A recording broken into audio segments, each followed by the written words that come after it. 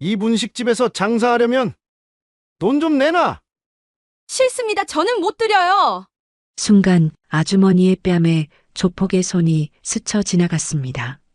아무도 말리지 못한 그 순간 그런데요. 그 분식집 아주머니가 사실 특전사원 스타 여군이었다면 믿으시겠습니까? 오늘은 분식집, 조폭 갈등, 인생 역전의 반전 드라마를 들려드립니다. 새벽 5시 전통시장은 아직 어둠 속에 잠들어 있었습니다. 하지만 골목 끝 작은 분식집에서는 이미 불이 켜져 있었어요.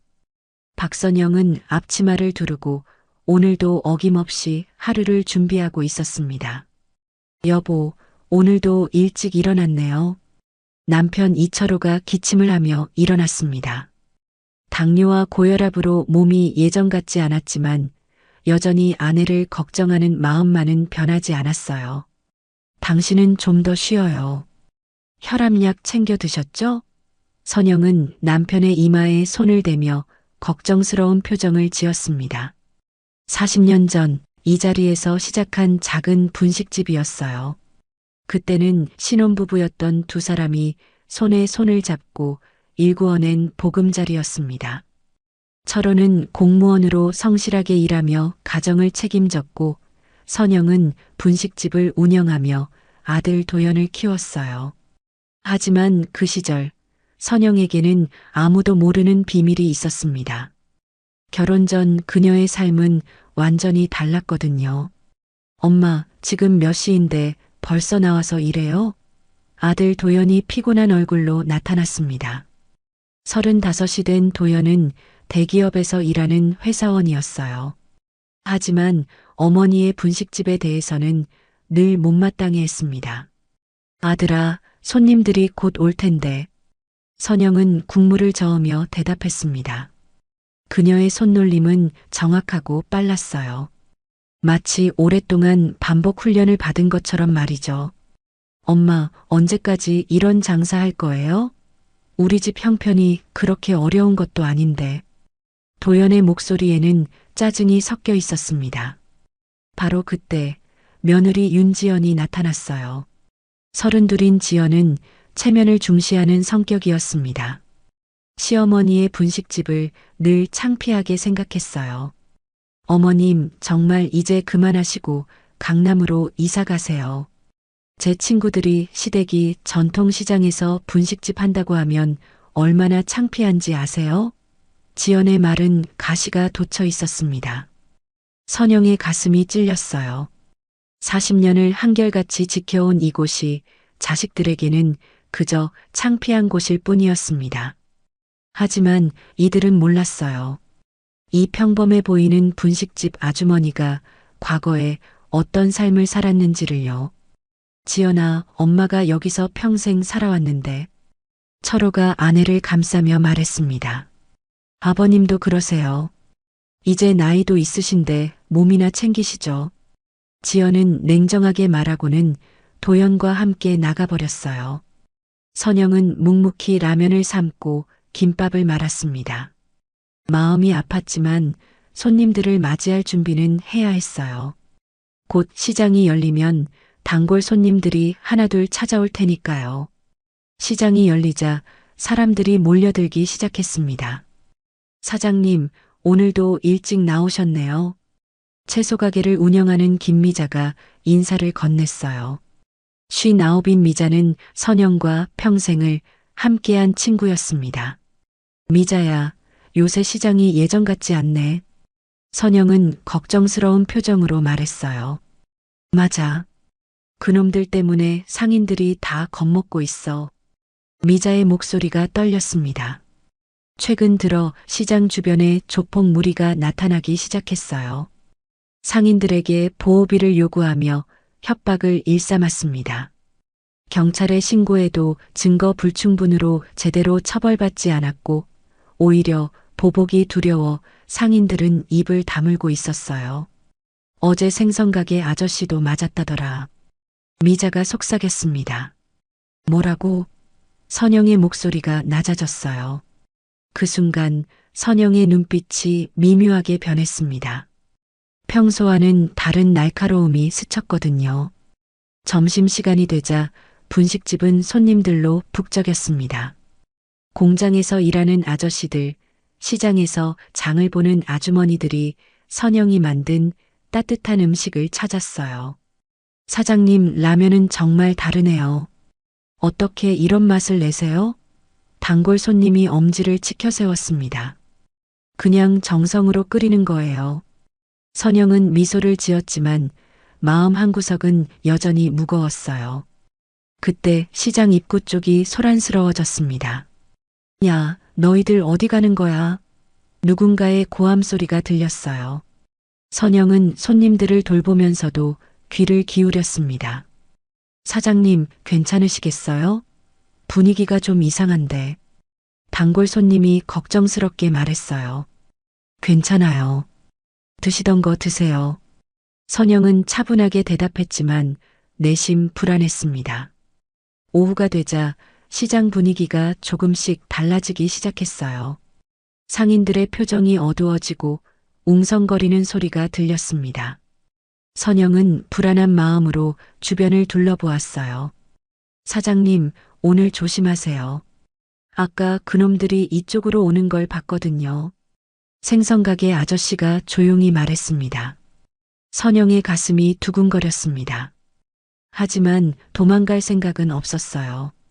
이곳은 40년을 지켜온 터전이었고 이웃들과 함께 살아온 소중한 공간이었으니까요. 그런데 이상했습니다. 두려움보다는 오히려 다른 감정이 올라왔어요. 마치 오랫동안 잠들어 있던 무언가가 꿈틀거리는 듯한 느낌이었습니다. 선영은 자신도 모르게 주먹을 꽉 쥐었어요. 해가 기울면서 시장은 점점 조용해졌습니다. 하지만 공기는 여전히 무거웠어요. 상인들은 서둘러 문을 닫기 시작했고 평소보다 일찍 집으로 향했습니다. 선영은 설거지를 하며 생각에 잠겼어요. 40년 전 결혼하면서 묻어둔 과거의 기억들이 조금씩 되살아나고 있었습니다. 그때의 선영은 지금과는 완전히 다른 사람이었거든요. 여보, 오늘은 일찍 들어가죠. 철호가 아내의 어깨에 손을 올렸습니다. 네, 그러죠.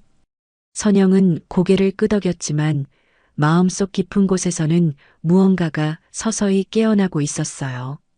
평범한 분식집 아주머니의 하루가 저물어가고 있었습니다. 하지만 내일은 오늘과 같지 않을 것 같았어요. 다음 날 점심시간 분식집은 평소처럼 손님들로 붐비고 있었습니다. 선영은 능숙하게 라면을 삶고 김밥을 썰어내며 바쁜 시간을 보내고 있었어요. 철호는 계산대에서 손님들을 응대하며 아내를 도왔습니다. 사장님, 오늘 김치찌개 맛이 특히 좋네요. 단골 손님이 엄지를 치켜 세웠어요. 감사합니다. 많이 드세요. 선영은 미소를 지으며 반찬을 더 가져다 주었습니다. 그런데 갑자기 분식집 입구가 시끄러워졌어요. 4명의 남자가 거만한 표정으로 들어섰습니다. 20대 후반에서 30대 초반으로 보이는 이들의 몸에는 문신이 새겨져 있었고 눈빛은 차갑고 위협적이었어요. 손님들이 수군거리기 시작했습니다. 몇몇은 서둘러 자리를 떴고 나머지도 불안한 표정으로 주변을 둘러보았어요. 여기 사장이 누구야?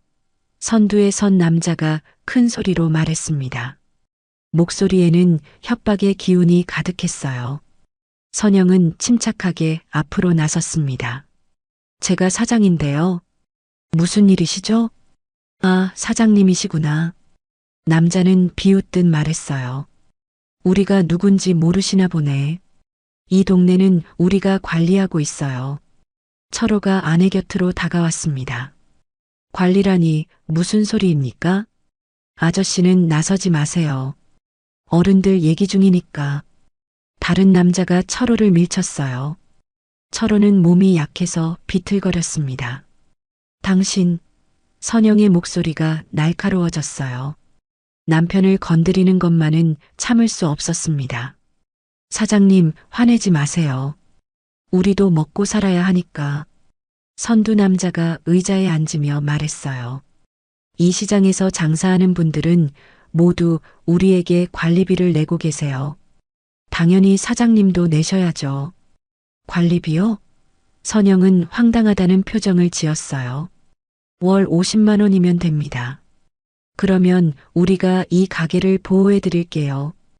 혹시 다른 깡패들이 와서 시비 걸면 우리가 막아주고요. 손님들이 웅성거렸습니다. 몇몇은 이미 자리를 떠나고 있었어요. 선영은 40년 동안 정성껏 쌓아온 신뢰가 무너지는 것을 느꼈습니다. 우리는 그런 돈 낼 수 없어요. 나가세요. 선영은 단호하게 말했습니다. 남자들이 서로 눈짓을 주고받았어요. 사장님, 생각을 다시 해보세요. 이 동네 다른 가게들은 다 협조적인데 사장님만 이러시면 곤란하죠. 곤란한 건 당신들이에요. 당장 나가세요. 선영의 목소리가 더욱 강해졌습니다. 그 순간 선두 남자의 표정이 차갑게 변했어요. 사장님, 그렇게 나오시면 안 되는데요. 남자는 갑자기 일어나서 테이블을 발로 찼습니다. 그릇들이 바닥에 떨어져 깨졌어요. 남은 손님들이 비명을 지르며 밖으로 뛰어나갔습니다. 여보, 철호가 아내를 보호하려 했지만 다른 남자가 그를 막았어요. 아저씨는 가만히 계세요. 혈압 오르면 안 좋잖아요. 남자가 비웃으며 말했습니다. 선영은 분노가 치솟았어요. 하지만 남편이 다칠까봐 참고 있었습니다. 마지막으로 한 번 더 물어볼게요. 관리비 내실 거예요? 말 거예요? 선두 남자가 선영에게 다가섰습니다. 안 낸다고 했잖아요. 선영이 소리쳤습니다. 그 순간 남자의 손이 번개처럼 움직였어요. 짝! 선영의 왼쪽 뺨에 따귀가 날아들었습니다. 나이 62의 분식집 아주머니가 젊은 남자에게 맞는 모습을 본 철호는 분노로 몸을 떨었어요. 당신들이 어떻게... 철호가 달려들려 했지만 몸이 따라주지 않았습니다. 선영은 뺨을 감싸며 땅을 내려다보았어요. 40년 만에 처음 맞는 딱이었습니다. 그것도 자신의 가게에서 남편과 이웃들이 보는 앞에서요. 이게 첫 번째 경고입니다. 다음에 또 안 낸다고 하면 이런 일로 끝나지 않아요. 남자는 위협적으로 말했어요. 그런데 이상했습니다. 선영은 분명히 당하고 있는 상황인데 두려움보다는 다른 감정이 더 컸어요. 마치 오랫동안 잠들어 있던 무언가가 서서히 깨어나는 듯한 느낌이었습니다. 선영은 천천히 고개를 들었어요. 그 순간 남자들은 뭔가 이상함을 느꼈습니다. 분명히 맞고 울고 있을 줄 알았던 아주머니의 눈빛이 예상과 달랐거든요. 일주일 드릴게요. 그때까지 생각해 보세요. 남자들은 어색하게 말하고는 분식집을 나갔습니다. 선영은 여전히 뺨을 감싼 채 서 있었어요. 철호가 다가와 아내를 안았습니다. 여보, 괜찮아요? 괜찮아요. 선영은 조용히 말했지만 속마음은 전혀 괜찮지 않았어요. 아니, 정확히는 무언가가 변하고 있었습니다. 그때 아들 도연이 분식집으로 들어왔어요. 점심을 먹으러 온 것이었습니다. 엄마 왜 이래요? 뺨이 빨갛네. 아들아. 철호가 상황을 설명하려 했지만 도연이 먼저 말을 이었어요. 또 무슨 일 있었어요?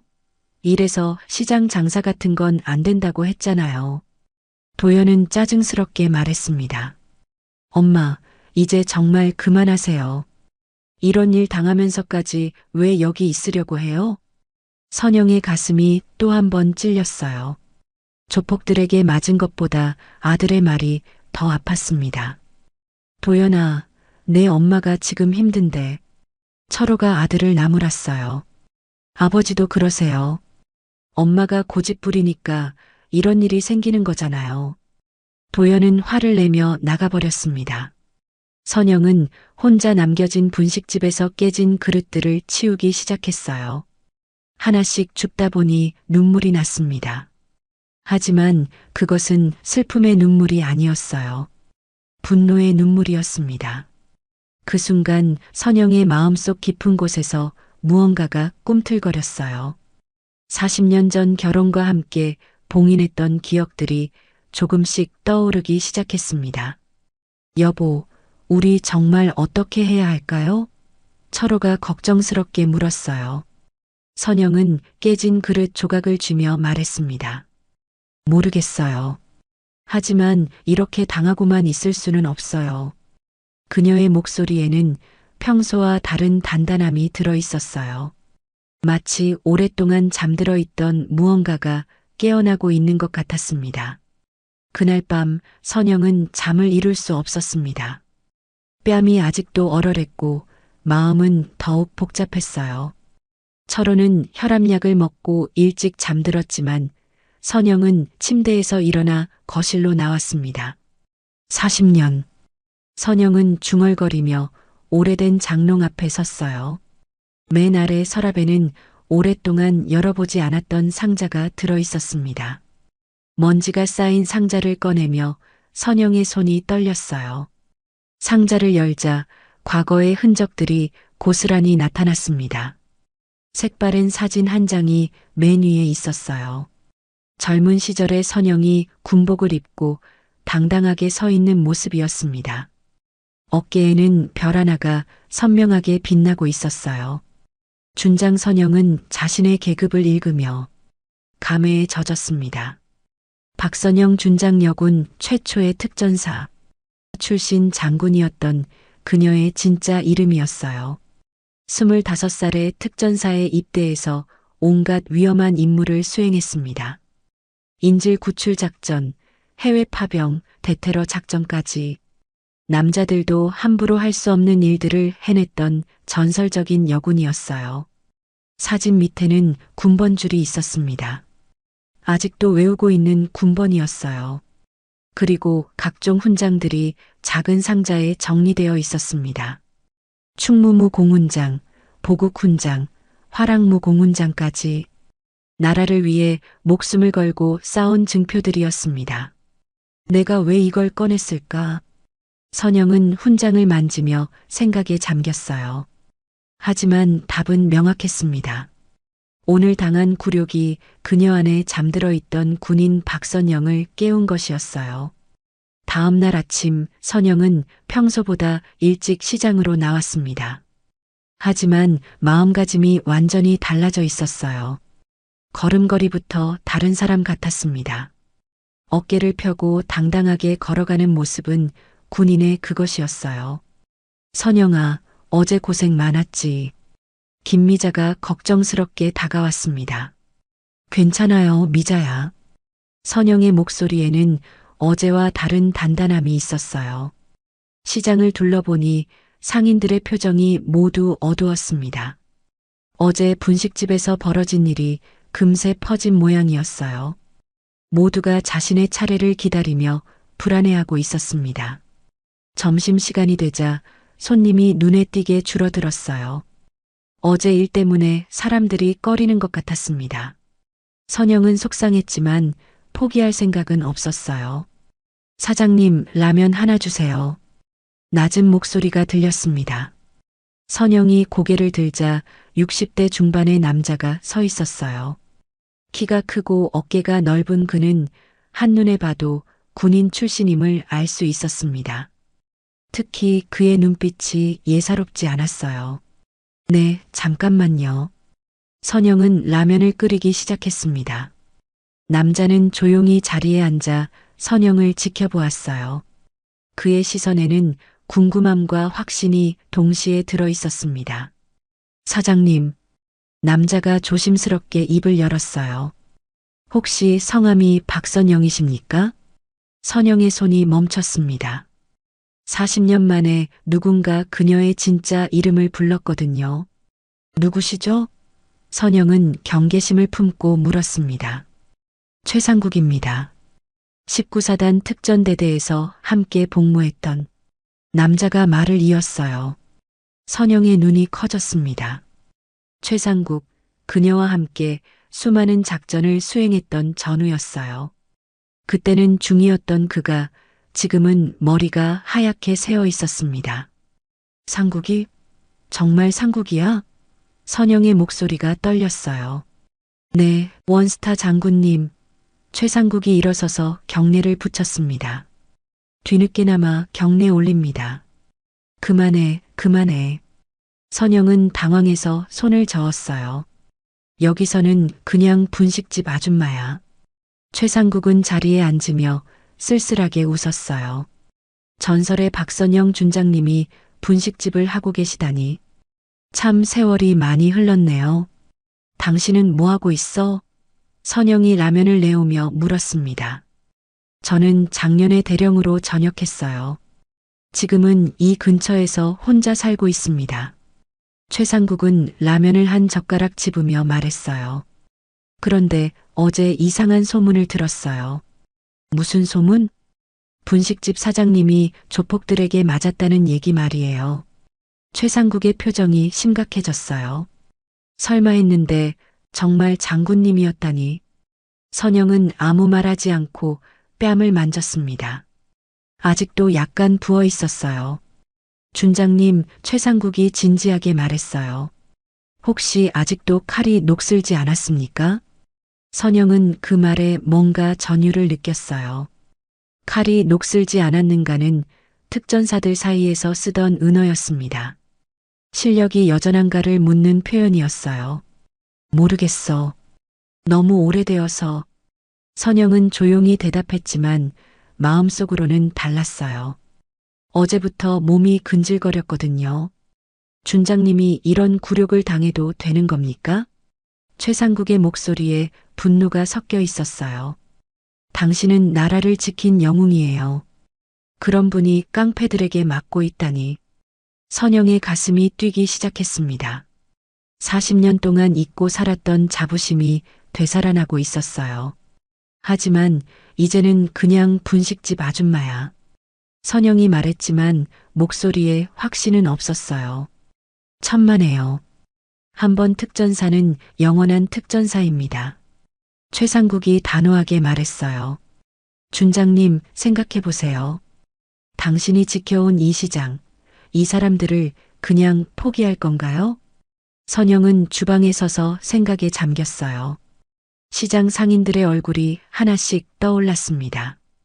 김미자, 생선가게 아저씨, 과일가게 할머니, 모두 선량한 사람들이었어요. 상구가, 선영이 조용히 말했어요. 만약에 말이야. 만약에 내가 다시 그때처럼 할 수 있다면? 최상국의 눈이 번쩍였습니다. 준장님이 결심하시면 못할 일이 없죠. 선영은 자신도 모르게 주먹을 쥐었어요. 40년 만에 느끼는 감정이었습니다. 지켜야 할 것들이 있고 싸워야 할 이유가 있다는 느낌이었어요. 하지만 나는 이제 할머니야. 62이라고. 선영이 현실적으로 말했어요. 나이가 뭐가 중요합니까? 정신이 중요한 거죠. 최상국이 일어서며 말했어요. 준장님, 이 시장을 지킬 생각 있으시면 연락하세요. 최상국은 명함을 남기고 갔습니다. 선영은 그 명함을 오래 바라보았어요. 그날 저녁 선영은 다시 그 상자를 열었습니다. 이번에는 더 깊숙이 들어있던 것들을 꺼냈어요. 전술 매뉴얼, 격투기 교본, 무기 사용법 등이 나왔습니다. 선영은 자신의 옛 계급을 중얼거렸어요.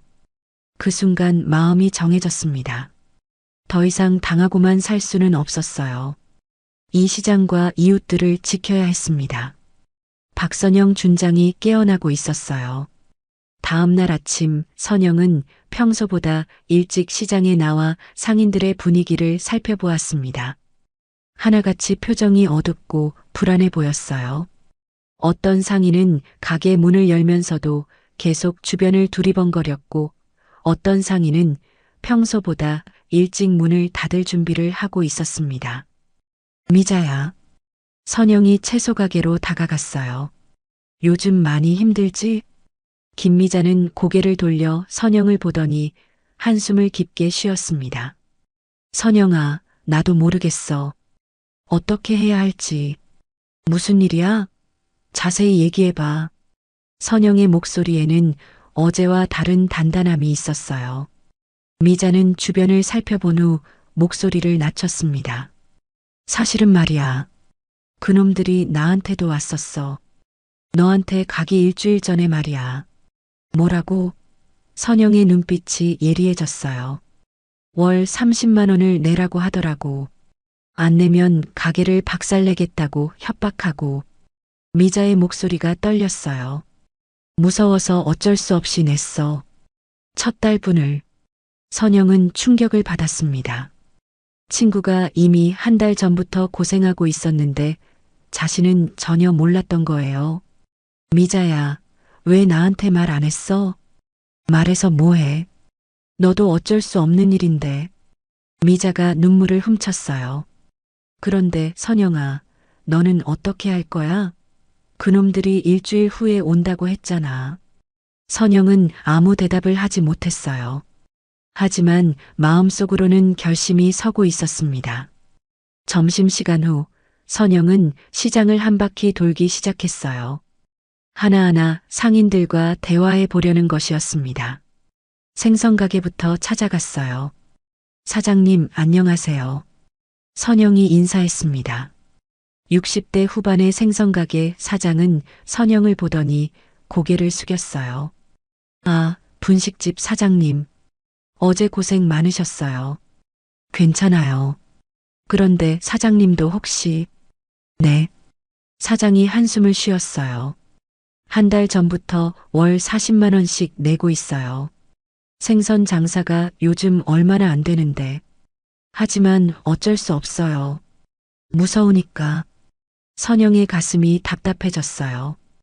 다음으로 과일 가게에 들렀습니다. 할머니, 요즘 어떠세요?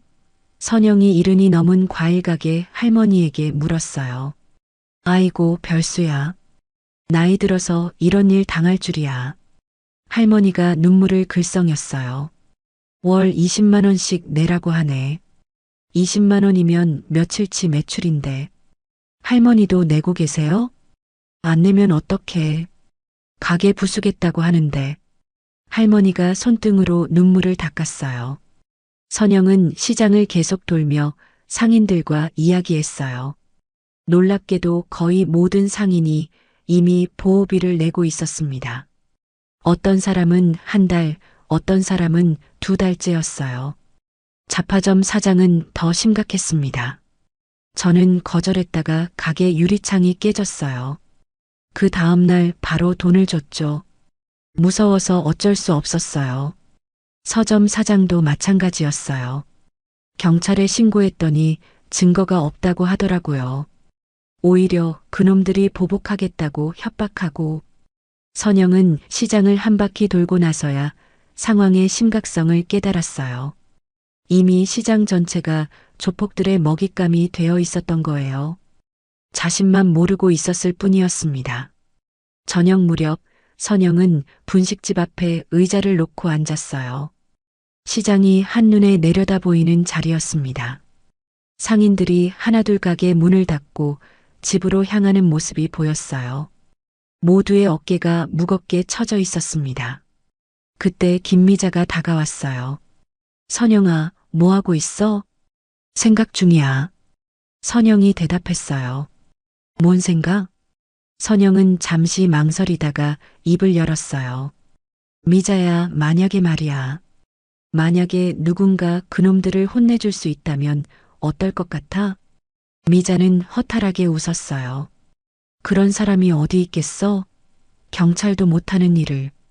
만약에라도 말이야. 그렇게 되면 얼마나 좋을까? 미자의 목소리에 간절함이 묻어났어요. 하지만 현실적으로 불가능해. 우리는 그냥 평범한 시장 상인들이잖아. 그때 생선가게 사장이 지나가다가 두 사람에게 인사했어요. 두 분, 내일 조심하세요. 그놈들이 또 올 거라고 하던데. 또 온다고요? 선영이 물었어요. 네, 아까 과일 가게 할머니한테 들었는데 내일 시장 전체를 한번 돌겠다고 하더래요. 새로운 가게들 체크하러 온다나 뭐라나. 선영의 주먹이 저절로 쥐어졌어요. 더 이상 참을 수 없었습니다. 밤늦게 집에 돌아온 선영은 철호에게 하루 종일 들었던 이야기를 털어놓았어요. 여보, 이 시장 사람들이 얼마나 고생하고 있는지 아세요? 선영의 목소리에 분노가 섞여 있었어요. 철호는 놀랐습니다. 그렇게 심각했어요? 네, 거의 모든 상인이 보호비를 내고 있어요. 그런데 우리만 몰랐던 거예요. 선영은 주먹을 쥐었어요. 여보, 이대로 둘 수는 없어요. 하지만 우리가 뭘 할 수 있겠어요? 선영은 잠시 망설이다가 말했어요. 여보, 사실 제가 예전에 좀 다른 일을 했었어요. 다른 일이요? 결혼 전에 말이에요. 군대에 있었거든요. 선영은 조심스럽게 말을 이었어요. 철호는 놀란 표정을 지었어요. 결혼한 지 40년이 되도록 아내가 군대에 있었다는 얘기는 처음 듣는 것이었거든요. 그냥 군대가 아니라 좀 특별한 부대에 있었어요. 선영이 말했어요. 특별한 부대요? 선영은 더 이상 숨길 수 없다고 생각했어요. 특전사였어요. 그것도 여군으로는 처음으로 준장까지 했어요. 철호는 말문이 막혔어요. 자신이 40년 동안 함께 살아온 아내가 그런 대단한 사람이었다니. 여보, 철호가 떨리는 목소리로 말했어요. 미안해요. 지금까지 숨겨서. 선영이 고개를 숙였어요. 하지만 이제는 달라요. 더 이상 이 사람들이 고생하는 걸 볼 수 없어요. 선영은 일어서서 창밖을 바라보았어요. 시장이 보였습니다. 내일이면 또 그 악한 놈들이 와서 선량한 사람들을 괴롭힐 것이었어요. 여보, 제가 이 시장을 지키겠어요. 선영의 목소리는 결연했어요. 내가 여기 사람들을 지켜야 해요. 철호는 아내의 뒷모습을 보며 가슴이 벅찼어요. 40년 만에 알게 된 아내의 진짜 모습이었습니다. 그날 밤 선영은 다시 한번 상자를 열었어요. 이번에는 주저함이 없었습니다. 내일부터는 박선영 준장이 필요한 때였어요. 새벽 4시 선영은 조용히 침대에서 일어났습니다. 철호는 여전히 깊은 잠에 빠져 있었어요. 선영은 발소리를 내지 않고 지하창고로 내려갔습니다. 지하창고 한켠에는 오래전부터 쌓여있던 박스들이 있었어요. 선영은 그 중 하나를 열었습니다. 안에는 결혼 후 한 번도 꺼내지 않았던 것들이 들어있었어요. 낡은 전술조끼, 군화, 벨트, 장갑. 모든 것이 40년 전 그대로였습니다. 선영은 하나씩 꺼내며 손으로 만져보았어요. 기억이 생생하게 되살아났습니다. 이제 진짜 시작이야. 선영은 중얼거렸어요. 먼저 몸을 풀어야 했습니다. 선영은 지하창고에서 조용히 스트레칭을 시작했어요. 40년 동안 분식집 일만 하던 몸이었지만 기본기는 여전히 남아 있었습니다. 팔굽혀펴기부터 시작했어요. 처음에는 10개도 힘들었지만 점점 몸이 기억을 되찾아갔습니다. 1, 2, 3, 20, 30, 50개까지 할 수 있었어요. 다음은 윗몸 일으키기였습니다. 복근에 힘을 주며 천천히 몸을 일으켰어요. 예전 같지는 않았지만 아직 근육이 살아있음을 느꼈습니다. 그 다음은 격투 자세를 취해보았어요. 주먹을 쥐고 기본 스탠스를 잡았습니다. 후 소리와 함께 빠르게 주먹을 뻗었어요. 동작이 아직도 정확했습니다. 아직 늦지 않았어. 선영은 자신감을 얻었어요. 이어서 발차기 연습을 시작했습니다. 앞차기, 옆차기, 돌려차기. 처음에는 균형을 잡기 힘들었지만 반복할수록 몸이 기억해냈어요. 특전사 시절 수없이 연습했던 동작들이었습니다. 여보, 갑자기 위에서 철호의 목소리가 들렸어요. 선영은 깜짝 놀라 동작을 멈췄습니다. 여기 있어요. 철호가 지하 창고로 내려왔어요. 아내의 모습을 보고 눈이 커졌습니다. 운동복을 입은 선영의 자세가 평소와 완전히 달랐거든요. 여보, 뭐 하고 있어요? 운동이요. 선영은 당황해하며 대답했어요. 철호는 아내 주변에 널어져 있는 군용품들을 보았습니다.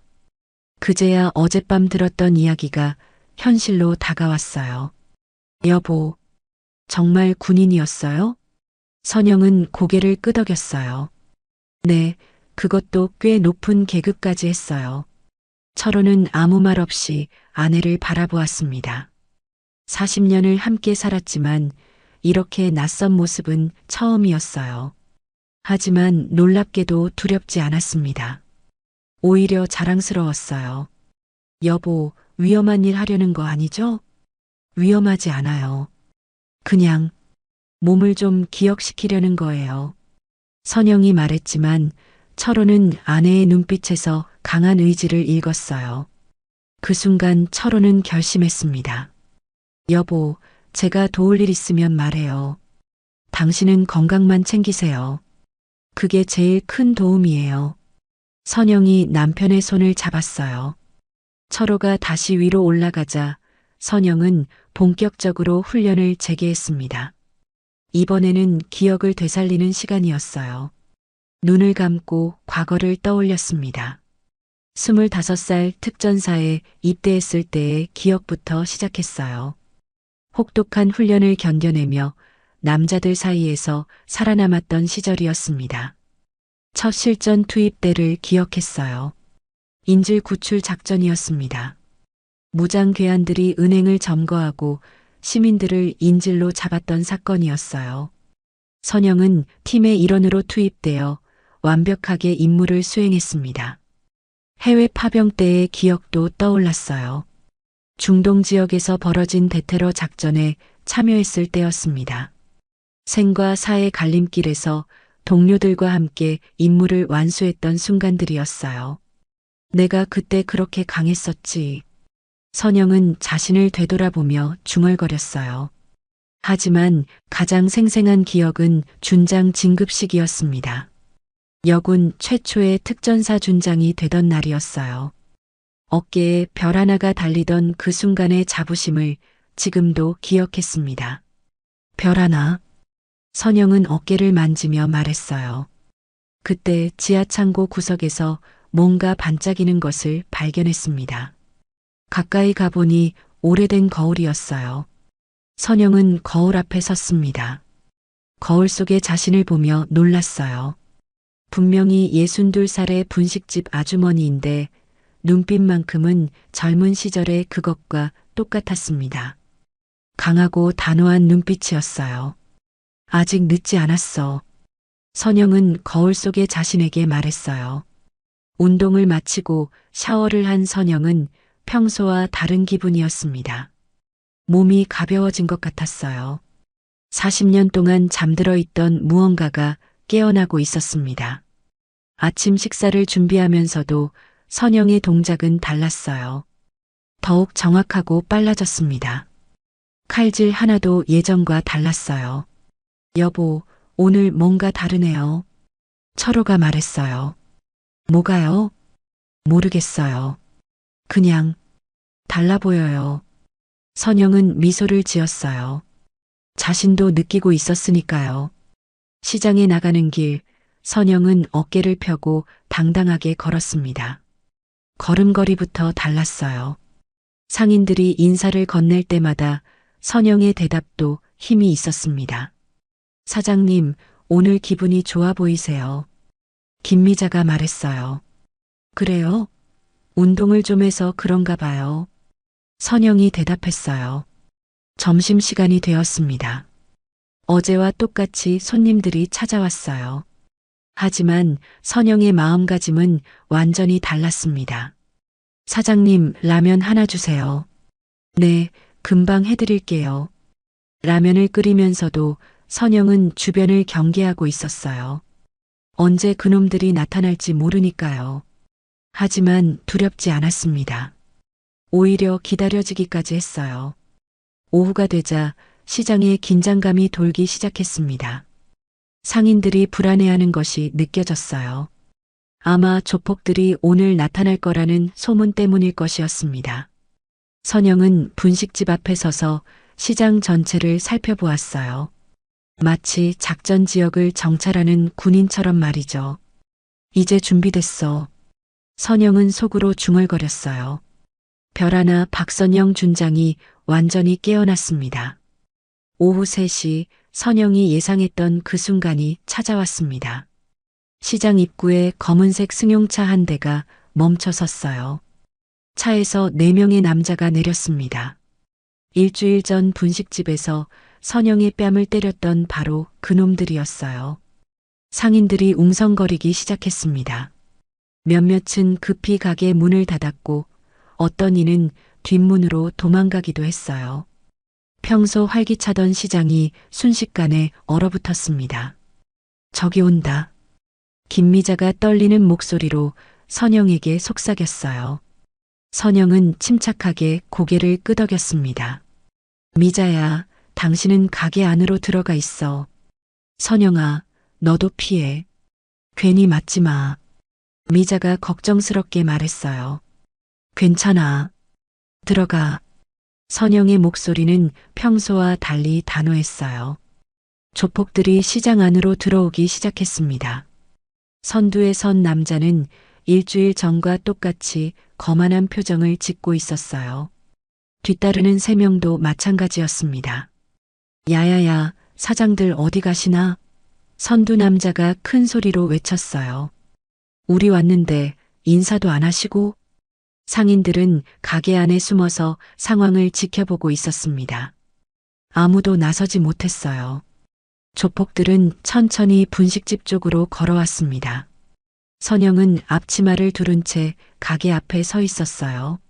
하지만 일주일 전과는 완전히 다른 모습이었습니다. 어깨를 펴고 당당하게 서 있었거든요. 오, 우리 분식집 사장님. 선두 남자가 비웃으며 말했어요. 일주일 동안 잘 생각해 보셨어요? 선영은 아무 대답을 하지 않고 남자들을 바라보았습니다. 그녀의 눈빛이 예사롭지 않았어요. 야, 말하라니까? 다른 남자가 짜증스럽게 말했어요. 그 순간 선영이 입을 열었습니다. 생각해 봤어요. 그래요? 그럼 결론이 뭐예요? 선두 남자가 기대하는 표정을 지었어요. 결론은 선영이 잠시 멈췄다가 말을 이었어요. 절대 안 낸다는 거예요. 남자들의 표정이 순식간에 변했습니다. 예상과 다른 대답이었거든요. 뭐라고?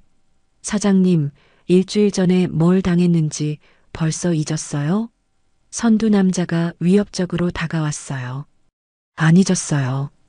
오히려 더 확실해졌죠. 선영의 목소리에는 두려움이 전혀 없었어요. 이 할망구가 정말. 남자가 화를 내며 테이블에 손을 올렸어요. 그럼 오늘은 가게를 박살내야겠네. 남자는 테이블을 뒤집으려 했습니다.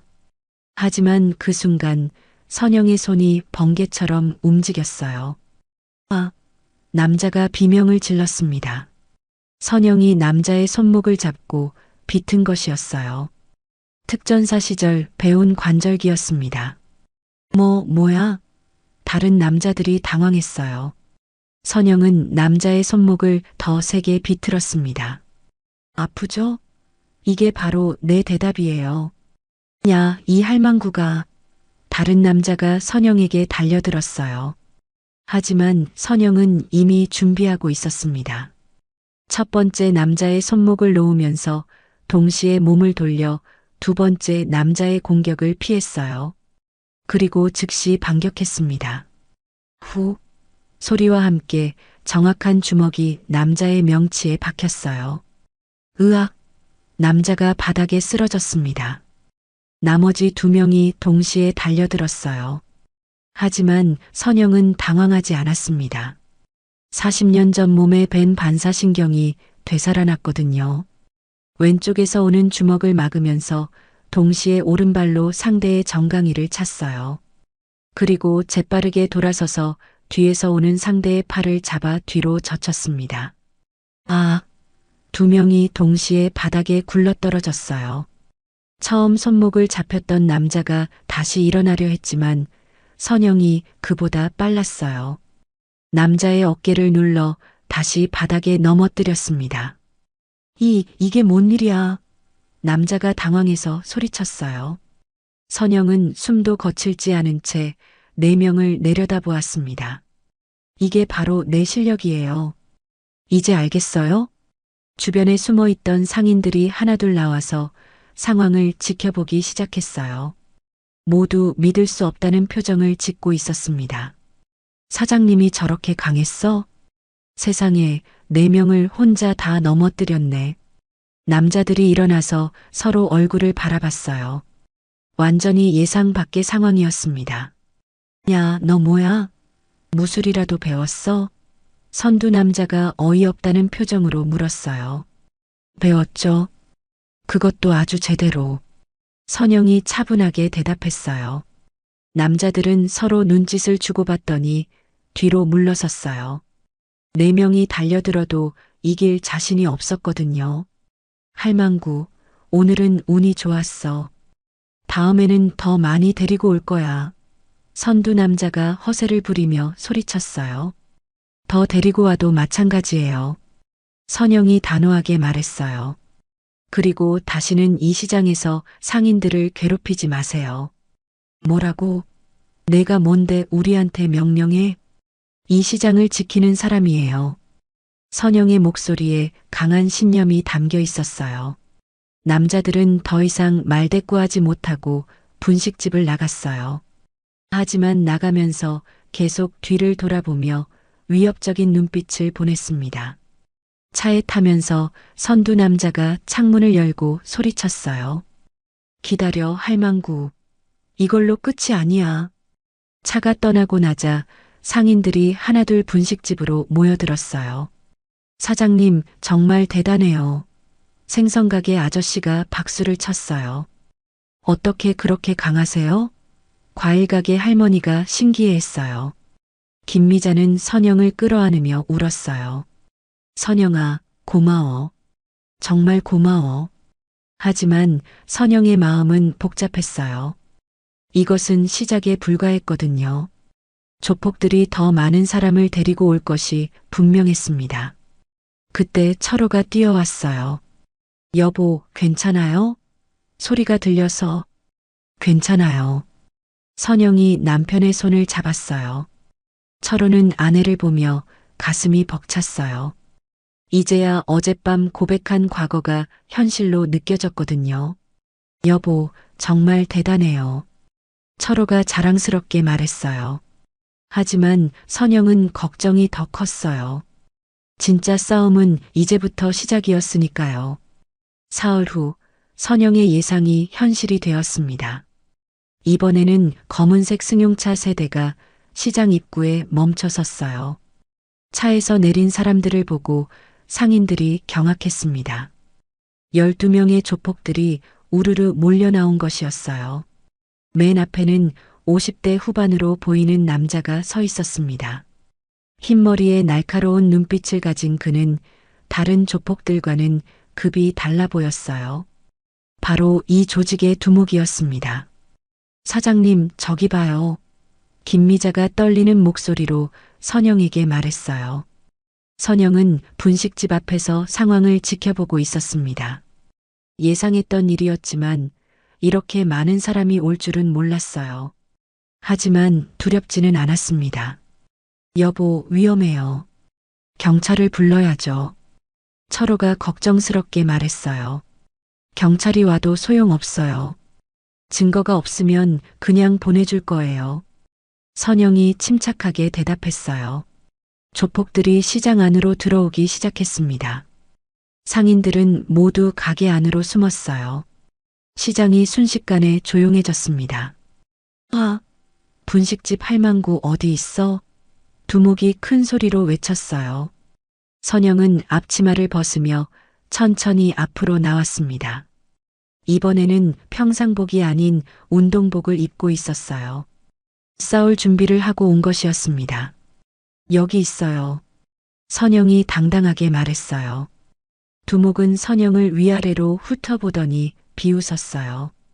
이게 우리 애들을 혼낸 할망구구나. 별거 아니네. 그렇게 생각하세요? 선영이 차분하게 물었어요. 당연하지. 너 같은 늙은이가 우리를 어쩔 수 있을 것 같아? 두목이 손가락으로 선영을 가리키며 말했어요. 그 순간 뒤에서 낮은 목소리가 들렸습니다. 두목님, 함부로 판단하시면 안 됩니다. 모두가 돌아보니 최상국이 나타났어요. 그는 선영 옆에 서서 조폭들을 똑바로 바라보았습니다. 너는 또 뭐야? 두목이 짜증스럽게 물었어요. 그냥 지나가던 사람입니다. 최상국이 대답했어요. 하지만 그의 자세는 평범한 행인과는 달랐습니다. 선영은 최상국을 보며 고마움을 느꼈어요. 어려운 순간에 나타나준 옛 전우였습니다. 상구가. 위험해 가. 선영이 속삭였어요. 준장님을 혼자 둘 수는 없죠. 최상국이 조용히 대답했어요. 두목이 불쾌한 표정을 지었어요. 뭔 별 하나 소리야? 미쳤나? 설명해 드릴 필요는 없을 것 같네요. 최상국이 단호하게 말했어요. 그때 또 다른 움직임이 있었습니다. 김미자가 채소 가게에서 나왔어요. 손에는 큰 배춧칼을 들고 있었습니다. 미자야, 들어가. 선영이 놀라서 말했어요. 안 돼, 선영아. 너 혼자 당할 수는 없어. 미자가 떨리는 목소리로 말했어요. 곧이어 생선가게 아저씨도 나타났습니다. 손에는 생선 자르는 칼이 들려 있었어요. 사장님, 저희도 도울게요. 과일가게 할머니도 나왔습니다. 우리가 언제까지 숨어만 있을 거예요? 잡화점 사장, 서점 사장, 심지어 평소 소심했던 떡집 아주머니까지 하나둘 나타났어요.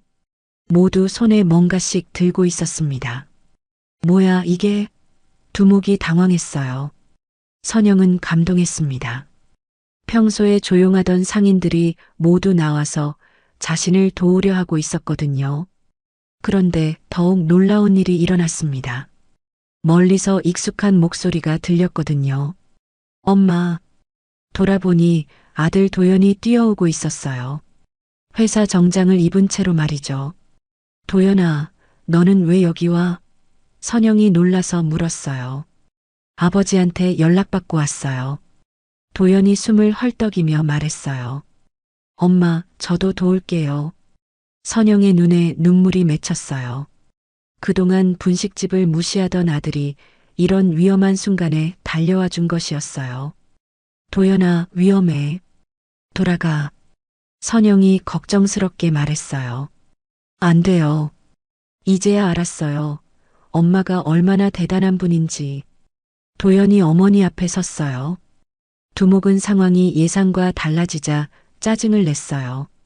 야들아, 저 사람들 다 쓸어버려. 잠깐. 선영이 큰 소리로 외쳤어요. 저 사람들은 상관없어요. 저와 1대1로 붙어요. 1대1? 두목이 코웃음을 쳤어요. 할망구가 나랑 1대1로 붙겠다고? 네, 대신 조건이 있어요. 선영이 말했어요. 뭔 조건? 제가 이기면 이 시장에서 완전히 손 떼세요. 다시는 나타나지도 마시고요. 두목은 잠시 생각하더니 웃었어요. 좋아. 대신 내가 지면 이 시장 전체가 우리 거다. 어때? 선영은 주저하지 않고 대답했어요. 좋아요. 엄마. 도연이 걱정스럽게 외쳤어요. 준장님. 최상국도 만류했어요. 하지만 선영의 의지는 확고했어요. 괜찮아요. 제가 이길 수 있어요. 두목은 부하들에게 물러서라고 손짓했어요. 그리고 선영 앞에 섰습니다. 키가 180cm가 넘는 큰 남자였어요. 할망구, 후회하지 마라. 두목이 위협적으로 말했어요. 후회는 당신이 할 거예요. 선영이 자세를 잡으며 대답했어요. 순간 두목이 주먹을 휘둘렀습니다. 하지만 선영은 이미 피하고 있었어요. 그리고 즉시 반격했습니다. 정확한 주먹이 두목의 옆구리에 박혔어요. 두목이 비틀거렸지만 다시 공격해왔습니다. 선영은 차분하게 상대의 공격을 막아내며 반격했어요. 40년 전 몸에 밴 기술이 완전히 되살아난 것이었습니다. 몇 분간의 치열한 공방 끝에 선영이 결정타를 날렸어요. 두목의 다리를 걸어 넘어뜨린 후 관절기로 제압했습니다. 항복해요. 두목이 바닥에 쓰러진 채 소리쳤어요. 상인들이 환호성을 질렀어요.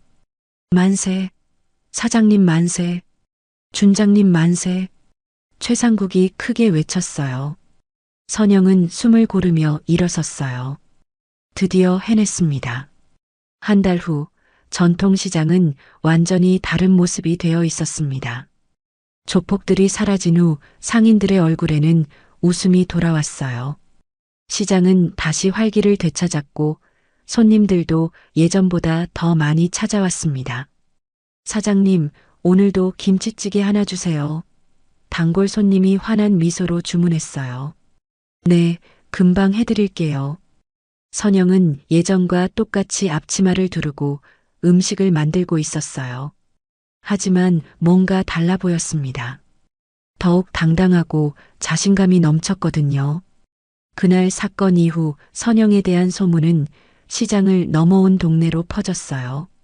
분식집 아주머니가 조폭 두목을 혼내줬다는 이야기는 전설이 되어버렸습니다. 점심시간이 지나고 나서 예상치 못한 손님이 분식집을 찾았어요. 며느리 윤지연이었습니다. 평소와 달리 수수한 옷차림에 고개를 숙인 채로 들어왔어요. 어머님, 지연의 목소리가 떨리고 있었어요. 지연아, 왜 이렇게 와? 선영이 놀라며 물었어요. 지연은 선영 앞에 무릎을 꿇었습니다. 어머님, 죄송합니다. 정말 죄송해요. 지연아, 뭐 하는 거야? 일어나. 선영이 당황해서 며느리를 일으켜 세웠어요. 어머님을 몰라배웠습니다. 지연이 눈물을 흘리며 말했어요. 어머님이 이렇게 대단한 분이신 줄도 모르고 계속 무시하고 창피하게 여겼어요. 지연은 도연에게서 어머니의 진짜 모습을 들었던 것이었어요. 분식집 아주머니가 아니라 나라를 지킨 영웅이었다는 사실을 알고 충격을 받았습니다. 지연아, 과거는 과거야. 이제 나는 그냥 분식집 아줌마라고. 선영이 며느리의 손을 잡았어요.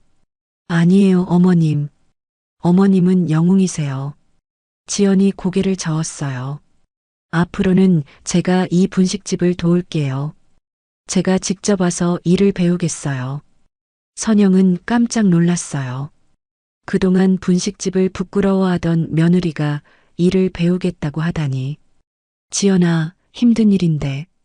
괜찮아요. 어머님께 제대로 배우고 싶어요. 지연이 진심으로 말했어요. 그때 아들 도연도 나타났어요. 회사 일을 마치고 온 것이었습니다. 엄마, 안녕하세요. 도연의 인사법도 달라져 있었어요. 더욱 정중하고 존경하는 마음이 담겨 있었습니다. 아들아, 일찍 왔네. 앞으로는 매일 들를 거예요. 도연이 말했어요. 엄마 일 도와드리려고요. 선영은 가슴이 벅차올랐어요. 그동안 자신을 무시하던 자식들이 이렇게 달라지다니. 도연아, 회사 일 바쁜데 괜찮아? 엄마가 더 중요해요. 도연이 어머니의 손을 잡았어요. 그동안 어머니를 제대로 몰라뵀어요. 진심으로 죄송해요. 저녁 무렵 가족들이 함께 분식집 정리를 도왔어요. 철호는 계산대를 정리하고 도연은 설거지를, 지연은 청소를 했습니다. 정말 오랜만에 가족이 함께하는 시간이었어요. 여보, 병원에서 검사 결과 나왔어요. 철호가 말했어요. 어떻게 나왔어? 당뇨도 혈압도 많이 좋아졌대요. 스트레스가 줄어서 그런가 봐요. 철호가 환하게 웃었어요. 선영은 남편의 손을 꼭 잡았어요. 남편의 건강이 좋아진 것이 가장 기뻤습니다. 그때 김미자가 들어왔어요. 손에는 큰 과일 바구니를 들고 있었습니다. 선영아, 이거 받아. 미자가 과일 바구니를 내밀었어요. 뭐하러 이런 걸 사와? 우리 시장 상인들이 모금한 거야. 고마운 마음이라고. 미자가 웃으며 말했어요. 곧이어 다른 상인들도 하나둘 분식집으로 모여들었어요. 생선가게 아저씨, 과일가게 할머니, 잡화점 사장, 모두 감사의 마음을 표현하러 온 것이었습니다. 사장님 덕분에 우리가 편안하게 장사할 수 있어요. 정말 고맙습니다. 사장님은 우리의 영웅이에요. 선영은 눈물이 날 것 같았어요. 이웃들의 진심 어린 감사 인사가 너무 고마웠습니다. 다들 고마워요. 하지만 나는 그냥 당연한 일을 했을 뿐이에요. 선영이 겸손하게 말했어요. 그때 최상국이 나타났어요. 손에는 작은 상자를 들고 있었습니다. 준장님, 최상국이 정중하게 인사했어요. 상국아. 뭐하러 이런 걸 가져왔어요? 선영이 상자를 받으며 물었어요. 상자를 열어보니 작은 별 모양 브로치가 들어 있었어요. 군인 시절 달았던 별과 똑같이 생긴 것이었습니다. 이건 기념품이에요. 준장님이 다시 깨어난 것을 기념해서요. 최상국이 설명했어요. 선영은 브로치를 받아들며 감회가 새로웠어요. 하지만 달지는 않았습니다. 고마워요, 상구가. 하지만 이제는 별이 필요 없어. 왜요? 나는 이제 평범한 분식집 아줌마로 살고 싶거든. 선영이 미소를 지으며 말했어요. 모든 사람들이 집으로 돌아간 후 선영은 혼자 분식집 앞에 앉았어요. 하루를 마무리하며 생각에 잠겼습니다. 한 달 전의 일들이 꿈 같았어요. 조폭들과의 대결, 상인들과의 연대, 가족들의 변화. 모든 것이 새로운 시작이었습니다. 여보, 뭘 생각해요? 철호가 아내 옆에 앉았어요. 별거 아니야. 그냥 하루를 정리하는 거지. 선영이 남편을 바라보며 미소를 지었어요. 여보, 앞으로는 평범하게 살 수 있겠어요? 선영은 잠시 생각했어요. 그리고 분식집 안을 둘러보았습니다. 깨끗하게 정리된 주방, 내일 손님들을 맞을 준비가 끝난 테이블들, 그리고 40년 동안 지켜온 이 소중한 공간. 평범하게 살 거야. 하지만 선영이 말을 멈췄다가 이었어요. 필요하다면 언제든 다시 준장으로 돌아갈 수 있어. 철호는 아내의 말에 고개를 끄덕였어요. 이제야 진짜 박선영을 알게 된 것 같았습니다. 다음 날 아침 선영은 평소와 똑같이 새벽 5시에 일어났어요.